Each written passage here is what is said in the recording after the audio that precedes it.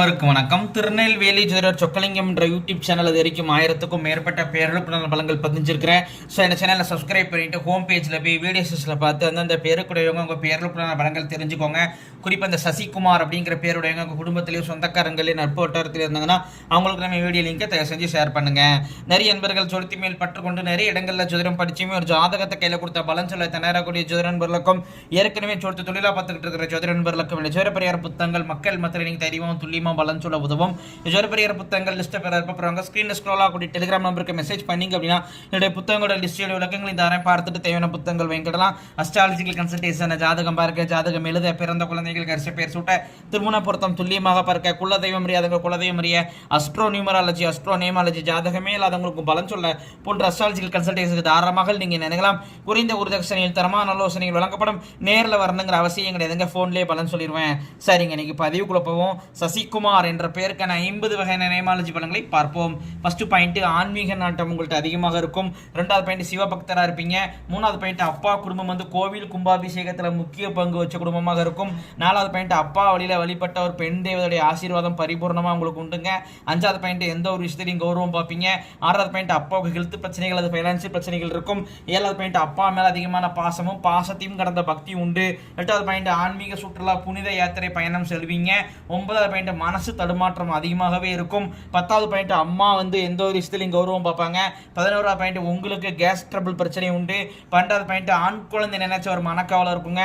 ஒரு ஆண் வாரிசு இல்லைங்கிற கவலையோ, ஆண் வாரிசு நம்ம கட்டுப்பட மாட்டோங்கிற கவலையோ, அல்லது ஆண் வாரிசுடைய ஃபியூச்சர் நினைச்ச ஒரு கவலையோ உங்களுக்கு இருந்துகிட்டு இருக்கும். 12வது பாயிண்ட், 13வது பாயிண்ட், டாய்லெட் போகக்கூடிய ஆசனமாய் சூடு இருக்கும். 14வது பாயிண்ட், வீட்டுக்கு பக்கத்தில் வழிபாட்டு ஸ்தலம் கோவிலோ சர்ச்சோ மசூதியோ இருக்குங்க.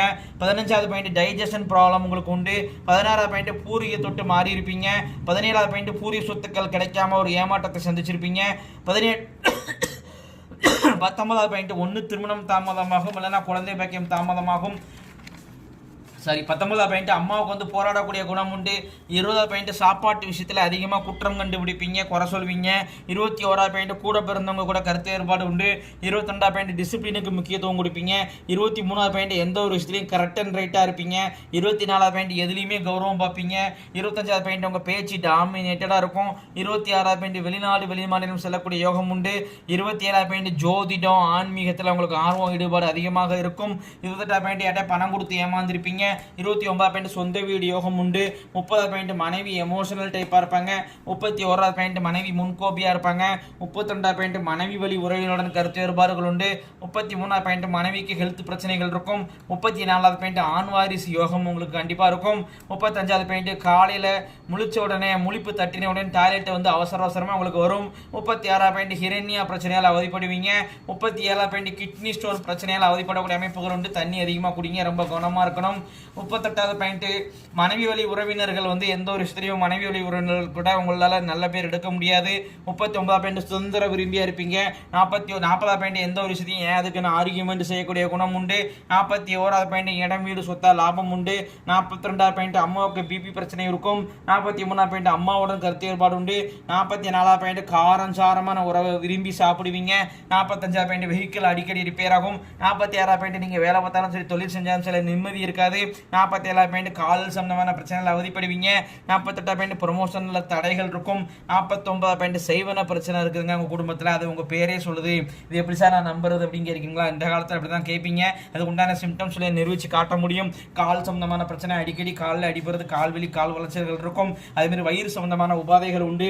அதேமாதிரி பார்த்தீங்கன்னா நைட்டில் தூக்க குறைபாடு பிரச்சனை இருக்குங்க. திருப்தியான தூக்கம் இருக்காது, லேட்டாக தூங்குவீங்க அல்லது இடையில முழிப்பீங்க. ஒரு சவுண்டு ஸ்லீப் அப்படிங்கிறது இருக்காது. எவ்வளோ பணம் சம்பாதிச்சாலும் சேமிப்புங்கிறது இருக்காதுங்க. ஃபைனான்சியல் தட்டுப்பாடு இருக்கும். திறமைக்கேற்ற முன்னேற்றம் இருக்காது. எவ்வளோ திறமை இருந்தாலும் உங்கள் குடும்பத்தால் முன்னேற முடியாது. கட்டாயம் இந்த சேவனைக்கு நிவர்த்தி செய்யணும். ஒரு நம்பிக்கையானவங்க யாராக இருந்தாங்கன்னா அது ஆரம்பமாக அவங்கள வச்சு பண்ணிக்கோங்க. அல்லது என் மேலே நம்பிக்கை இருந்துச்சுன்னா வாட்ஸ்அப்பை தொடர்பு கொள்ளுங்க. 3 மாதத்தில் சேவனைக்கு 3 மாதத்தில் முன்னேற்றம் காணுவதை அனுபவ ரீதியாக நீங்கள் உணரலாம். கட்டாயம் இந்த சேவனைக்கு நிவர்த்தி செய்யணும். அப்போ தான் குடும்பத்தில் முன்னேற்றங்கள் இருக்கும். 50வது பாயிண்ட், உங்களுடைய ஆத்மார்த்தமான தெய்வம் முன் ஜென்மத்தில் நீங்கள் ரொம்ப வேண்டி விரும்பி வழிபட்ட தெய்வம் இந்த ஜென்மத்தை அர்வாலைக்கு நிற்கிறது யார் அப்படின்னு கேட்டிங்கன்னா அங்காளம்மன் தாய் தாங்க. இத்துடன் சசிகுமார் என்ற பெயருக்கான 50 வகையான நேமாலஜி பலன்கள் முடிவடைகின்றன. இப்போ பேரை வச்சு பலன் சொல்கிறேன் அப்படின்னா ஜாதகத்தை வச்சு நான் அதிகமாக உள்ள துல்லியமாக சொல்லுவேன் அப்படிங்கிறத யோசிச்சு பாருங்க நண்பர்களே. ஸோ ஒரு முறை அஸ்ட்ராலஜிக்கல் கன்சல்டேஷனுக்கு வாங்க. நன்றி நேயர்களே, நன்றி, வணக்கம்.